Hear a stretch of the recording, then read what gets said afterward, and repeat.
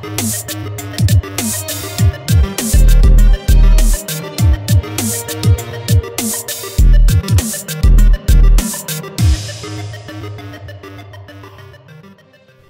guys, this is HDGW2 here. It's Rapsac with you today, and we are doing a quick video on combat mechanics. So we said we'd come at you with a bit of a video detailing some of the combat processes and things like that. So basically I'm just going to be running over how the game works in a combat sense. So basically many of you guys have heard about how the combat works on a very, I guess, basic note. You've got the first three abilities which are controlled by your main hand weapon. In this case it's a scepter, and the skills 4 and 5 are going to be controlled by your offhand weapon, which is a focus we have here.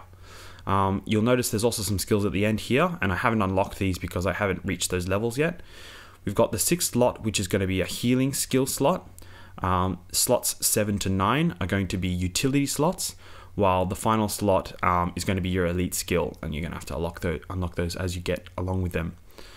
Alright, so as you can see, basically it's pretty simple. You just choose a target and punch in some numbers. The first skill will always be an auto attack. So in this case, it's sort of a 3-hit combo that sort of cycles around as you let it go. It'll basically just keep auto attacking as you go with this enemy.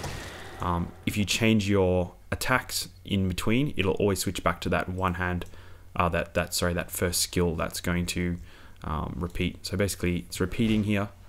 We're going to go ahead and cast this spell, and then it'll go back to repeating. So as you saw there, a few skills can be ground targeted.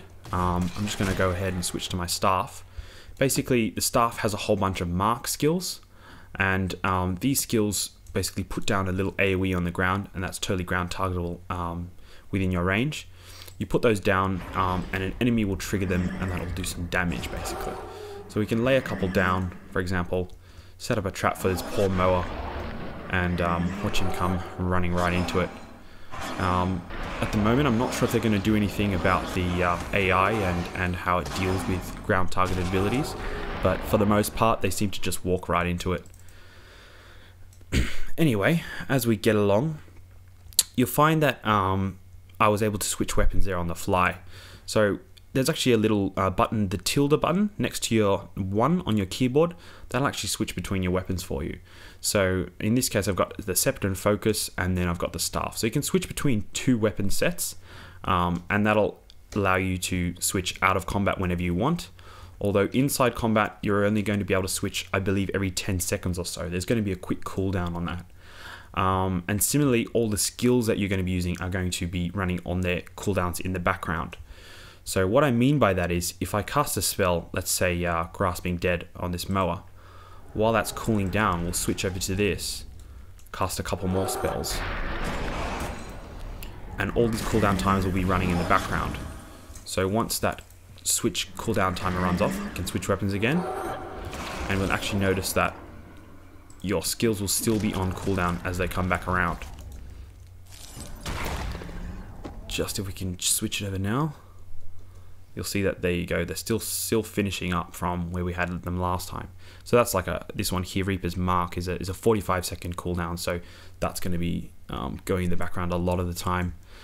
Similarly, this works with any class mechanics or form abilities that you have. So right now I'm playing a Necromancer, and he's got the Death Shroud ability. So if we pop Death Shroud, we get a unique set of skills that changes our skill bar.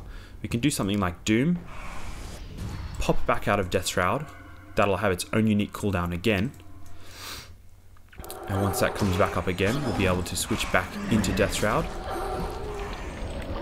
and similarly that cooldown is still going. So basically, as you go, everything is going to be running in the background for you. So I guess there's going to be a lot of skill that's going to be coming around, sort of cycling between your timers and knowing what's running in the background and when you're off cooldown. So that adds a very dynamic level of sort of play, where you get to weapon switch and you get to have a lot more skills in the mix than are just on at face value like right now. So I thought that was pretty interesting, and I'm pretty keen to see how that's going to pan out in the long term. Another key thing about Guild Wars 2 Combat is the environment, well, the environmental aspect. There's a lot of positioning and sort of movement abilities that allow you to get an edge in combat. So For example, we can launch another attack on this poor mower down here. We can sort of pop a few abilities from a height, and he'll be forced to sort of walk around there. A bit of a probably a beta issue where the mob's AI is not the best, but for the most part you're able to dodge around obstacles. For example, if I go behind a tree or something like that, my attacks are going to get obstructed. Let's see if we can get that to see.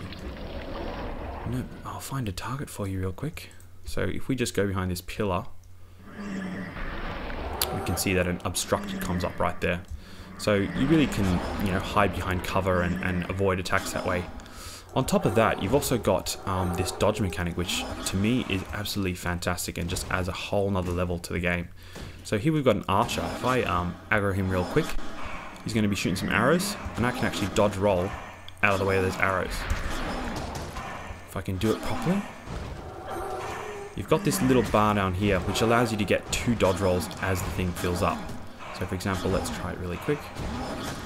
Oh, missed it again. And I'm about to go down. So we can stay alive.